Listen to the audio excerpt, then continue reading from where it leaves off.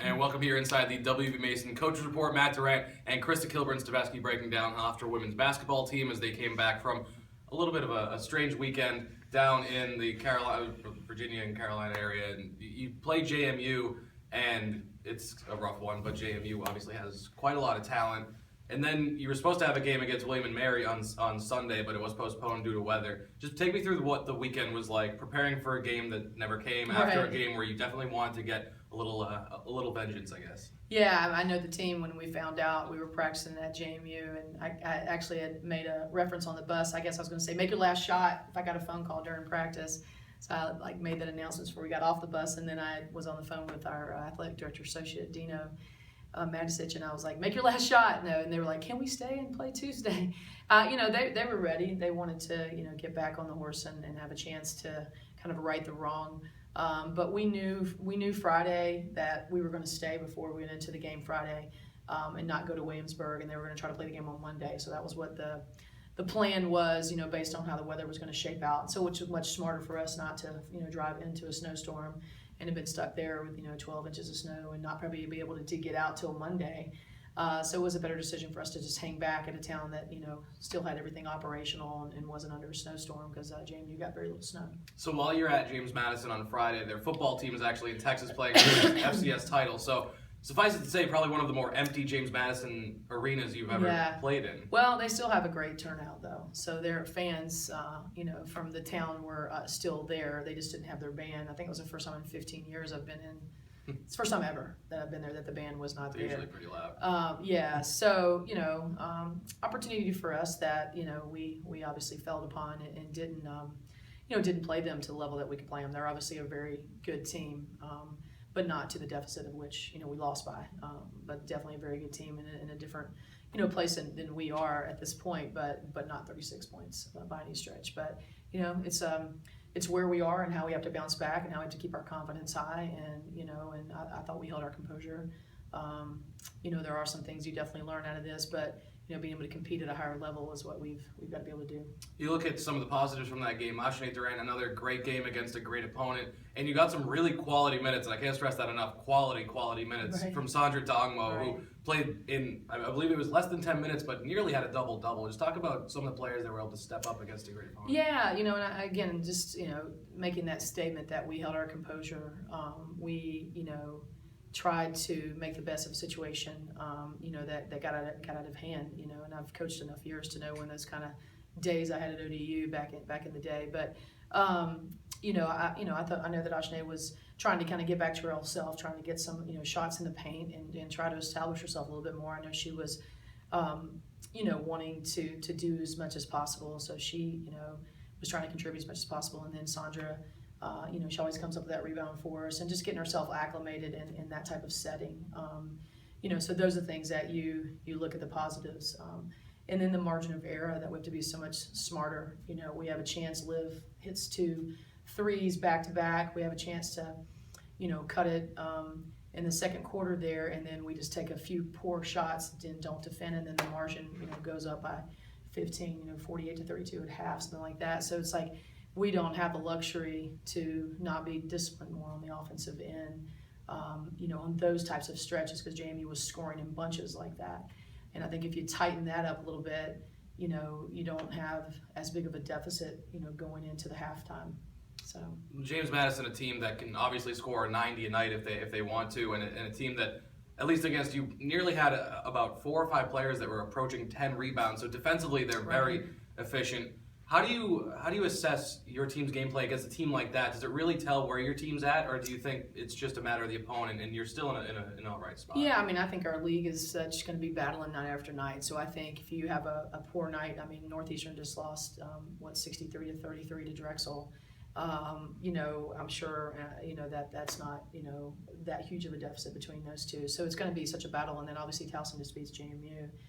So it is going to be a very unpredictable, rest of the CAA, because we're way better than that. JMU definitely player for player has some very good players. We just didn't definitely play them smart. We didn't, again, handle those aspects during the game where we had a chance to be a little bit more disciplined. It felt like, we had a lot of shot opportunities at times. When you watch them in sequence, they seemed a little rushed.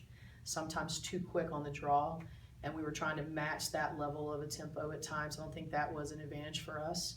And then just no argument to you that we did not do a very good job on the defensive end. Lexi Barrier comes out and has, a very strong night, and Amber Porter has. I mean, those are the two that I still can't let go. That Precious is going to do some things that Precious is going to do.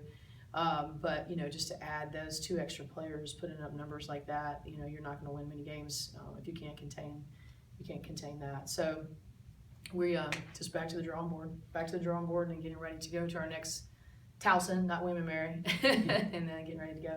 So looking ahead to that Towson game now, after JMU had pushed you a little bit further down in the CAA standings than I'm sure you would have liked, but this weekend now you see Towson and UDEL, two teams that in the past have really known how to battle it out down to the wire. Last year against UDEL came down to it in the fourth quarter at their place. But you have these two teams that are just ahead of you in the standings. How important is it to potentially go 2-0 in a weekend against teams like that and jump up? Huge, and that's what that's the verbiage that we got to be feeling and believing and knowing that we can do. And so that's our job today. We kind of gave them a little bit of a downtime. Got some lift on and got some stuff done yesterday, but to get our minds ready to get on our next quest. So definitely the game plan.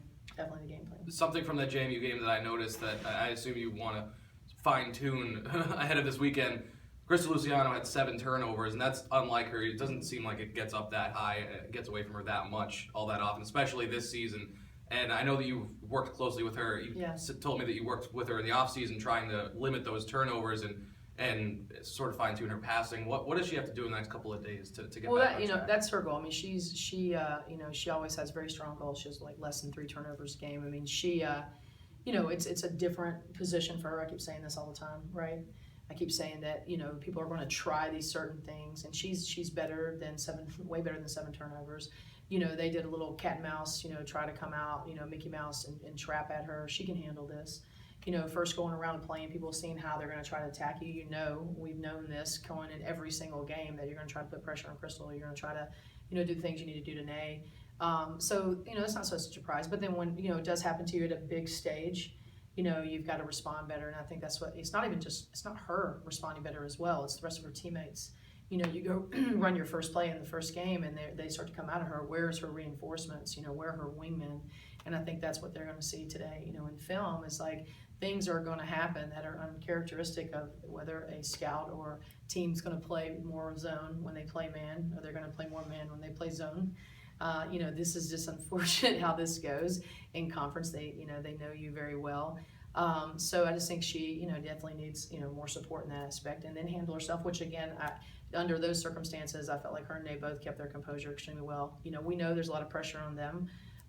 And it's every game, a game like that, you put Aliana having to play in a high game like that with a lot of minutes, you put Sid, you put Livia Askin knocking down some threes, Sandra Dongbo having 10 good minutes. That really does mean a lot, even though you lost by several digits, because these people have not been the ones to be counted on.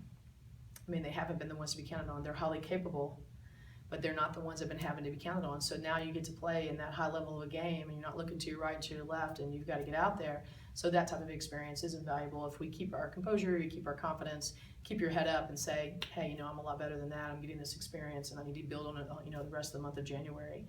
So then we understand how to play and how to win. We need to know how to win those types of games, there on someone else's floor, and a floor that we're going to be going back to come March. So no leaving that area. We'll be back. You mentioned these players that are unfamiliar with being counted on, that have to turn into players that can be counted on. Last season, there weren't really the amount of players that you should have had to be counted on because of all the injuries. You look at this season, how different is it to now not be playing with only 6 or 7 players available? You have a pretty healthy bench. Yeah, well, that was kind of funny though when that happened, right? Because you lose one, and you still had like 6 or 7 though, right? So thank goodness for our depth last year, because you had one out and you had like 6 more to choose from. So we don't have that, senior laden depth, but we do have, we have 5 freshmen that are getting experience, that they showed some good things on the floor. They got to be in that game. Carson was playing good defense. Marianne, was doing her thing. Anna came in. P came in. Lex got some time. So that's like invaluable stuff. So it's just a different cast of characters, but the same, situation, but just folks, that don't have, quite as much experience. So it is what it is. It's where we are. There's no hiding the fact of a reality, but it isn't something that's impeding us to be successful by any stretch, because we have a very good group, very talented, and we can definitely, definitely perform in a much better way than we showed this past weekend. Now, lastly, Coach, you talked about the importance of these 2 games upcoming. There's really a big opportunity there. You're back on your home court after being away in sort of an awkward situation, stranded in the snow. How important is it to take advantage of just being in a building that you're a little bit more comfortable in? Well, that's it. I mean, we let one slip away with Northeastern. There's nothing we can do about that except learn and don't let that opportunity happen again. So that's take care of Towson and then take care of your home floor on Sunday, and then that's it. Simple as that.